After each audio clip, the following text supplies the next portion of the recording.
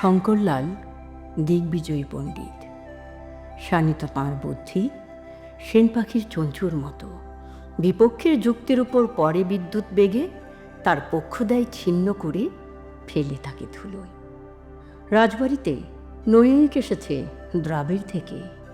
বিচারে যার জয় হবে সে পাবে রাজার জয়পত্রে।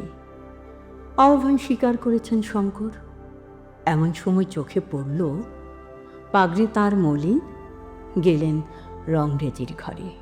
কুসুম ফুলের ক্ষেত, মেহেদি বেড়ায় ঘেরা, প্রান্তে থাকে জসিম রংরেজি। মেয়ে তার আমিনা, বয়স তার 17।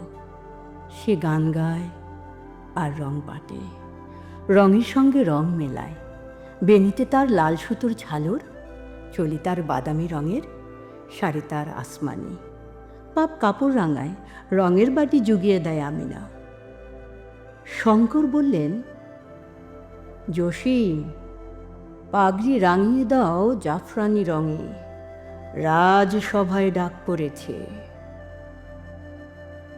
কুলকুল করে জল আসে নালা বেয়ে কুসুম ফুলের ক্ষেতে। আমিনা পাগড়ি ধুতে গেল নালার ধারে তোঁত গাছের ছায়ায় বসে। ফাগুনের রৌদ্র ঝলক দেয় জলে, ঘুঘু ডাকে দূরের আমবাগানে। ধোয়ার কাজ হলো, প্রহর গেল কেটে। পাগড়ি যখন বিছিয়ে দিল ঘাসের পরে, রংরেজিনী দেখল তারই কোণে লেখা আছে একটি শ্লোকের একটি চরণ। তোমার শ্রীপদ মোর ললাটে বিরাজে। বসে বসে ভাবল অনেকক্ষণ। ঘুঘু ডাকতে লাগলো আমের ডালে। রঙিন সুতো ঘরের থেকে এনে আরেক চরণ লিখে দিল। পরশ পাইনে তাই হৃদয়ের মাঝে। দুদিন গেল কেটে।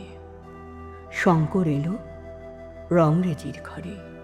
শুধালো, পাগড়িতে কার হাতের লেখা? জসিমের ভয় লাগলো মনে। সেলাম করে বললে, পণ্ডিতজি, অবুঝ আমার মেয়ে, মাফ করো ছেলে মানুষই। চলে যাও রাজসভায়, সেখানে এ লেখা কেউ দেখবে না, কেউ বুঝবে না। শঙ্কর আমিনার দিকে চেয়ে বললে, রংরেজিনী, অহংকারের পাকে ঘেরা ললাট থেকে নামিয়ে এনেছ শ্রীচরণের স্পর্শখানি হৃদয় তলে। তোমার হাতের রাঙা রেখার পথে রাজবাড়ির পথ আমার হারিয়ে গেল, আর পাব না খুঁজে।